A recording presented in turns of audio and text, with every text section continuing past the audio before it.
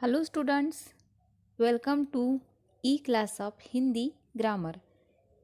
Hindi grammar में हमने new lesson start किया है शब्द और वाक्य।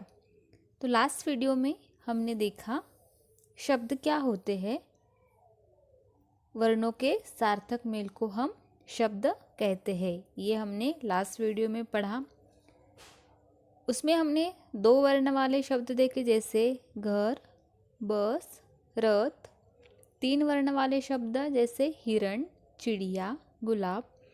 चार वर्ण वाले शब्द जैसे कबूतर, साइकिल, फुटबॉल। तो हमने शब्द बनाते समय क्या देखा कि शब्द बनाते समय सही वर्णों का सही स्थान पर ही प्रयोग किया जाना चाहिए। वैसे ही अभी हमको देखना है वाक्य। जैसे हमको शब्द बनाते समय वर्णों को सही जगह पे रखना पड़ता है, वैसे वाक्य में भी होता है। शब्दों को जोड़कर वाक्य बनाए जाते हैं। किसको जोड़कर? शब्दों को जोड़कर हमने शब्द बनाए, जैसे कमल, कलम, बस, रथ, बतख, भवन, थर्मस। ऐसे हमने शब्द बनाए। अभी हमको क्या बनाना है? वाक्य। तो वाक्य कैसे बनेगा? शब्दों को जोड़कर वाक्य बनाए जाते हैं। किंतु वाक्य बनाते समय शब्दों का सही जगह प्रयोग करना आवश्यक है। जैसे शब्द बनाते समय वर्णों को सही जगह पे रखना आवश्यक है, वैसे ही वाक्य बनाते समय शब्दों को सही जगह पे रखना आवश्यक है। जैसे यहाँ पे दो वाक्य है, मैं घर जा रहा हूँ। मैं घर जा रहा हूँ। दूसरा वाक्य है, मैं रहा हूँ जा घर। अब जब मैं पढ़ती हूँ मैं घर जा रहा हूँ, तो आपको समझ में आता है कि कोई घर जा रहा है। लेकिन जब मैं अगर पढ़ती हूँ मैं रहा हूँ जा घर, ये मैं अगर पढ़ूंगी तो आपको लगेगा कि टीचर कोई और लैंग्वेज में बात कर रही है। क्यों? क्योंकि इससे आपको कोई भी अर्थ नहीं मिलता। इसलिए जो पहला वाक्य है, मैं घर जा रहा हूँ, वो क्या है? सही है, क्योंकि उसका अर्थ हमको समझता है। और मैं रहा हूँ जागर, ये क्या है? गलत है, क्योंकि उससे हमको कुछ भी बोध नहीं होता।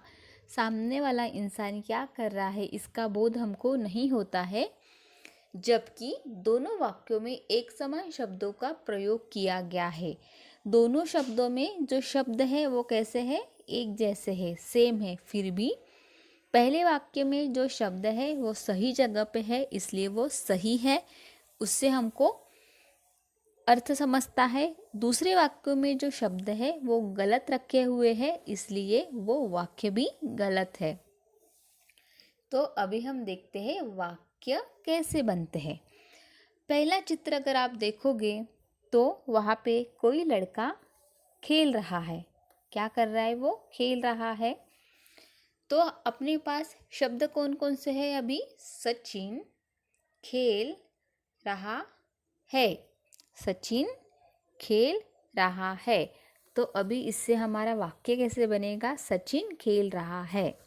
क्या बना हमारा वाक्य? सचिन खेल रहा है। अभी देखो दूसरा चित्र। दूसरे चित्र में बच्चे क्या कर रहे हैं? पढ़ रहे हैं। तो अभी हमारे पास कौन कौन से शब्द हैं? बच्चे, पढ़ रहे और है। तो हमारा वाक्य क्या बनेगा? बच्चे पढ़ रहे हैं। क्या बनेगा हमारा वाक्य? बच्चे पढ़ रहे हैं। उसके बाद ये जो चित्र है उसमें वो लड़की गाना गा रही है। सारे जहाँ से अच्छा ऐसा वो गाना गा रही है।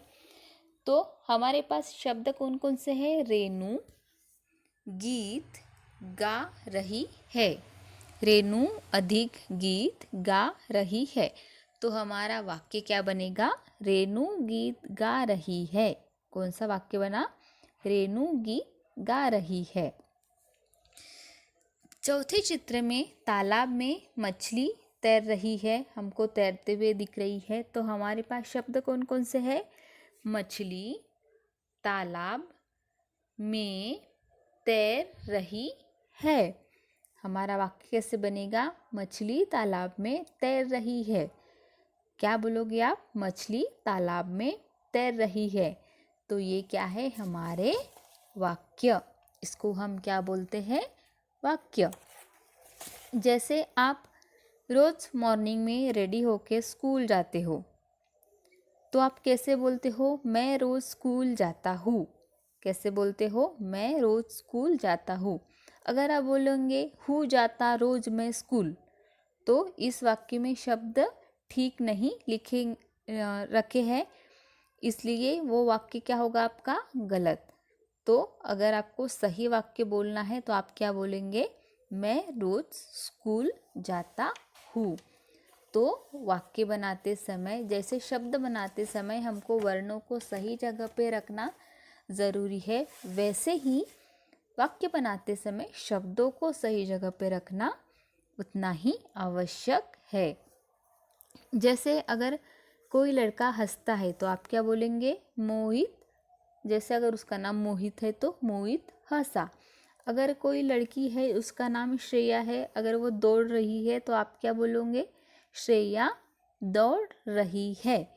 अगर आपको तालाब में बतख तैरते हुए दिख रही है तो आप क्या बोलोगे?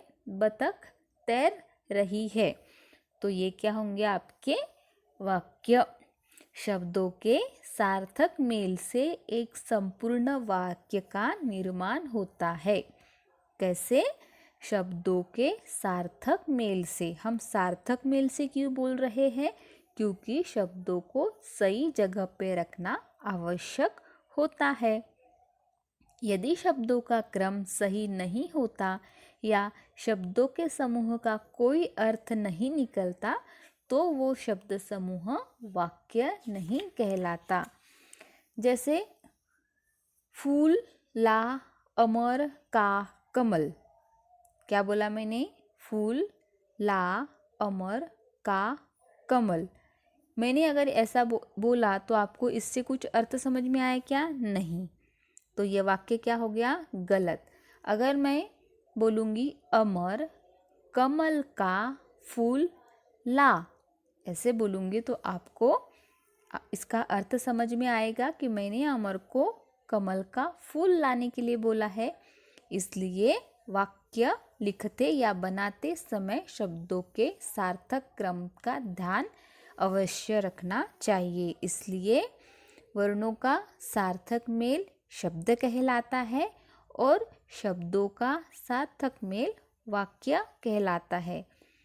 तो यहाँ पे हमारा लेसन एंड होता है, शब्द और वाक्य। क्या पढ़ा हमने? शब्दों का सार्थक समूह क्या होता है? वाक्य।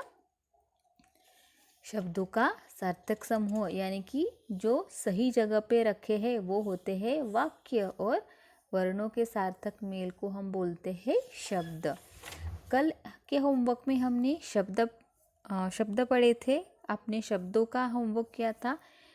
इस वीडियो के बाद आपको वाक्य बनाने हैं, वाक्य बनाने का अभ्यास आपको करना है। Okay students, bye bye.